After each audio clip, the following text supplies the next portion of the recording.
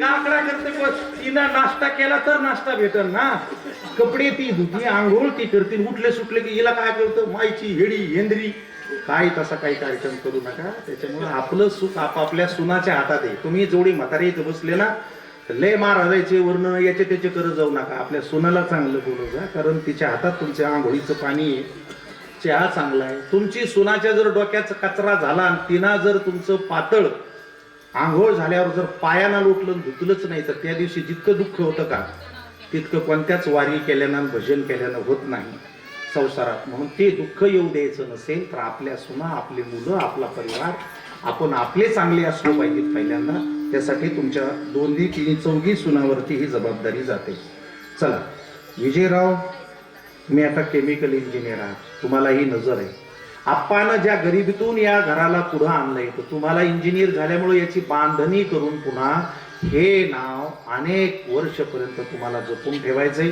ही जबाबदारी मी तुमच्यावर देतो. आणि तुमच्या सौभाग्यवती अंकिताताई, तुम्हालाही माझं सांगणं आहे की आपल्या आई वडिलाची जशी आपण आदर आणि हे करतो तसंच आपल्या सासूचाही आपण केला पाहिजे.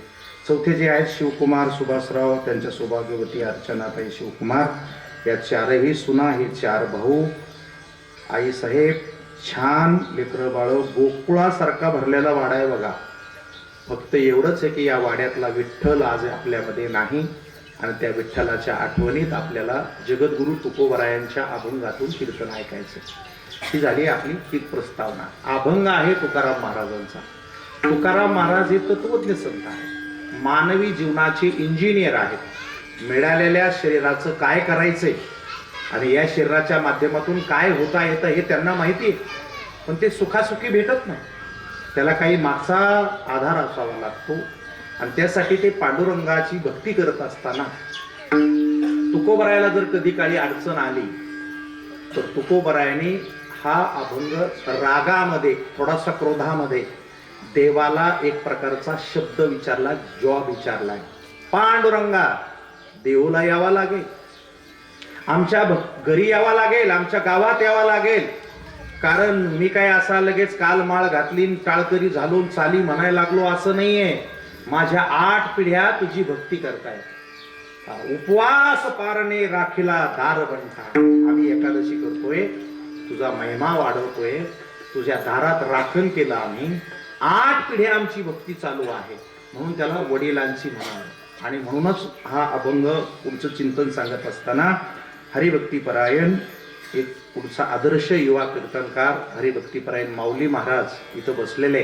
आणि तुम्हाला सुद्धा हे अभंग ध्यानात ठेवायचं आहे की इकडून आलेलं आहे. आता आमचं जर चेक केलं तर नशीब तुमचं चांगलं असलं तर, पण माणूस भजनातले चांगला दिसतो पण बाप केलेला राहतो. पेनाराचे पोरं टाळकरी होत असताना ही जरी आनंदाची गोष्ट असली तर पण मागचं काही नाही ना आपल्याकडे, पण मागचं असावं लागतंय. आता कसं कशात असावं लागतंय तर घरात असावं लागतंय, नावात असावं लागतंय, गावात असावं लागतंय, जगात असावं लागतं. नीट ऐका माझं, मागचं जर असलं ना तर तितकं जितकं मागचं एका तितकं पुढं चालत राहतं. म्हणजे तुकाराम महाराजाच्या 8 पिढ्या देवाची एकादशी केली, पांडुरंगाची रोज पूजा केली, त्याची आरती केली, त्याचा महिमा वाढवला, तर पांडुरंगाने चंद्र सूर्य आहे तोपर्यंत ते ज्या गावात जन्मले त्या गावाचं नाव अमर केलं. त्याला श्री क्षेत्र देव म्हणतात. 25 घराचं गाव आहे, 25 घरं असतील त्या काळामध्ये, 25 घराच्या गावाला 8 पुढ्यामुळं जपलेल्या देवाला, त्या देवाने त्या गावाला चंद्र सूर्य आहे तोपर्यंत अमर करून टाकले. कोणाला पैसे न देता न बोलवता लोक साऱ्या महाराष्ट्रातून त्या देहूला येतात, तिथं लोटांगण घालतात, तिथे माती उचलून आपल्या तोंडात टाकतात, आपल्या कपाळाला लावतात, स्वतःला धन्य मानतात. आता नीट ऐका माझ्याकडनं, त्याच्यामुळे तुमची इच्छा असली तरी तुम्ही देवपूजाच करा, देवाची भक्तीच करा, तुमच्या लेकराला हरिपाठ घ्यायला लावा, त्याला आरती करायला लावा. त्याची तुमची इच्छा नसली तरी त्याला देवाच्या पाया पडायला लावा, त्याला आजोबाच्या पाया पडायला लावा, बापाच्या पाया पडायला लावा, कारण त्याला ती सवय लागेल आणि तेव्हा तो समाजाला पायाखाली घेणार नाही. पण तुमच्या घरात पाया पडायचा कार्यक्रमच नाही. अहो हे फक्त दसऱ्याच्या दिवशी पाया पडतील, त्या दिवशी दोन्ही केलेले असते. ज्याच्या पाया पडायचं तो टर झालेला असतो, जो पाया पडायला आला त्याला लागलेली असते. बघा पाया पडायचं फळ मिळणार कसं आपल्याला? त्याच्यामुळे आपल्या घरातून हे सगळं आलं पाहिजे. तुम्हाला हे कळलं पाहिजे देव काय देतो. तर 8 फेऱ्या पंढरीची वारी केली, गळ्यामध्ये माळ घातली, एकादशीचं व्रत केलं, त्याचं भजन केलं, कीर्तन केलं. तर कुटुंबाला दिलेलं तुम्ही अजून सांगितलंच नाही तुम्हाला. गावालाच काय दिलंय तर ते अख्खं आळंदी आणि देहू एकदा ती जत्रा भरली की 12 महिने सुखानं खातेत.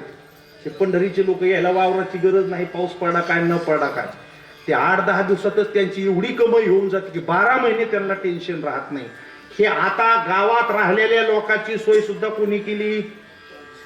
तुकाराम महाराजांनी केली. पाहत आहे बाकीच्याला बाहेरच्याला काय काय भेटतं ते नंतर सांगतो.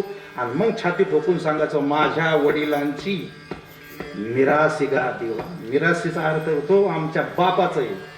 माणसं कधी कधी म्हणतात ना असं काहीतरी झालं तुझ्या बापाचं आहे का, मग त्याला सांगायला लागतं माझ्या बापाचं आहे. पाय ठेवू नको, तुझ्या बापाचं आहे का. तुम्ही एखाद्या टाळ पकवास काय असं उचला, लोक तुम्हाला लगेच म्हणतील हे ठेव काय तुझ्या बापाचं आहे की. आपल्या बापाचं नाही. पण मग आपल्या बापाचं काय हे आपल्याला बी माहित पाहिजे ना. इथं हात लावला पाहिजे या 4 पोरांना. आमचा बाप सामान्य माणूस नव्हता, तो एक जिवंत लोकांचं काम करणारा त्या काळातला धगधगता ज्वाळ होता. एका गरिबीतून बाहेर काढून आणि समाजाला आणि आम्हाला एक इज्जत दिली. इज्जत दुकानात भेटत नसते. आप्पासारखे माणसं, इमानदार माणसं, चारित्र्यवान माणसं, महालिंग बाबासारखे साधू संत, पतिव्रता स्त्रिया, खानदानी लोक कारखान्यात तयार होत नसतात. इमानदाराची काही फॅक्टरी असते का? चांगलं वागण्याच्या काही डॉक्टरकडे गोळ्या आहेत? पतिव्रता स्त्रीच्या काही हाऊस स्कूल आहेत का? इमानदारीचे अरे हे असं घडत नाही. हे आपल्या मागून येतं. माझ्या वडिलाचं, माझ्या आजोबाचं त्याला सांगावं लागतं. तुम्ही कधी कधी बायाला भांडत राहता. काही काही माणसं उग बायाच्या मागे आईची तू अशी तू तशी तू सगळं ऐकून घेते. मग कधी कधी काय होतं नवरा जरा उडलोड करतो तुही माय अशी आणि मग माईचा शब्द काढा की तुम्ही आवाज करायचा नाही, माझ्या रक्तात नाही. ते काय म्हणते ते हो म्हणजे माझं बोलणं तुम्हाला कळू द्या. नुसता देवदेव करू नका. इमानदारी रक्तात असली पाहिजे, हाडात असली पाहिजे. समाजाचं भाव आपल्या जीवनाचं झालं पाहिजे. आपण जसा समाजाचा आकार घेऊ का तो आकार माणसाला मागे ठेवत असतो. म्हणून तुकाराम महाराजाला काय मिळालं तर त्या गावात जे जन्मले ते गाव चंद्र सूर्य आहे तोपर्यंत अमर झालं. गावच तिथली माती उचली देत आणि लोक कपाळाला लावतात. तर आपलं काय कामच नाही. आपण कोणासाठी काही केलेलंच नाही. त्याची 400 वर्ष झाले लोक माती उचलून कपाळाला लावित. तुम्ही मेले ना तुमच्या मातीला जेवढे पाहुणे येतात तेवढे आंघोळी केल्याशिवाय कशाला हात लावित नाही. आपल्याला ज्या मातीत घातलं ती मातीच कामातून जाते. तर काय आपलं कशाचं नाव गाव आलायचं का? तो मला कंडिशन सांगतो. याच्या अगोदर के जे जेवढे माणसं जन्माला आले तेलंसी मध्ये ते संसारात राहिल्यामुळं कार्यक्रम आटपला ना त्याचा. आटपला कार्यक्रम. मला सांगा आता आप्पाचं नाव सुभाष, वडिलाचं नाव आजोबाचं नाव निवृत्ती, निवृत्तीच्या वडिलाचं नाव सांगा, विठ्ठलाच्या बापाचं नाव सांगा. गुतला ना कार्यक्रम. हे 3 मध्येच फिल्टर झालं सगळं. हे आलं की लक्षामध्ये काय नाव ध्यानात राहिलं नाही. पण तुम्हाला सांगून ठेवतो तुमचे नातू पण तू जोपर्यंत आहे तोपर्यंत तुमच्या घराण्याला सुभाष आप्पामुळेच ओळखते. माझ्या वडिलाची थोडस सरळ बस जा आणि इथं असा हात मारी जा. माझ्या वडिलाची हे भक्ती केली त्यामुळं गोर पाणी आपलं नोकरी मस्त पद्धतशीर छान. कोणाचं पुण्य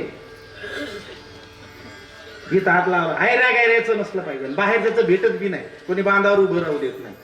जे काही तुम्हाला मिळतंय का ते आपल्या बापाची कमाई असते. त्याच्यामुळं माझ्या बापाचं आहे कार्यक्रम. कोणाचा आहे? माझ्या बापाचा कार्यक्रम आहे आणि तो पांडुरंगाच्या दरबारात आहे. हनुमान महाराजाचे शेजारी माझ्या वडिलाचे. महाराज वडिलाचं एवढं महत्व सांगताय. तर देहू गावाला अमर केलं. अजून काय काय केलं? अरे बाबा ते ज्या घराण्यात जन्मले ते मोरे आडनाव चंद्र सूर्य आहे तोपर्यंत चालले. आंबिले मोरे 2 नाव आहेत महाराजांना. कुठपर्यंत आडनाव द्यायचे? आपल्याला जर आपण मेलो तर लोक जेवायला निघाले की लोक विचारतात कुठं निघाला. म्हणले तो फलाना मेला. कधी? म्हणले आज 13वी. अरे बाप, गावातला मेला 13 दिवस माहित नाही झालं. हे नाव आडनाव अमर झालं. बायकोचं नाव अमर झालं. तुकाराम महाराजाचं नाव घेतलं की कोणाचं नाव येते? जिजाबाईचं नाव. बापाचं नाव येते, माईचं नाव येते, पोरीचे नाव येते, पोरायचे नाव येते. हे आमर्त केलंच केलं. पण ज्या भजनाने, टाळ भजनाने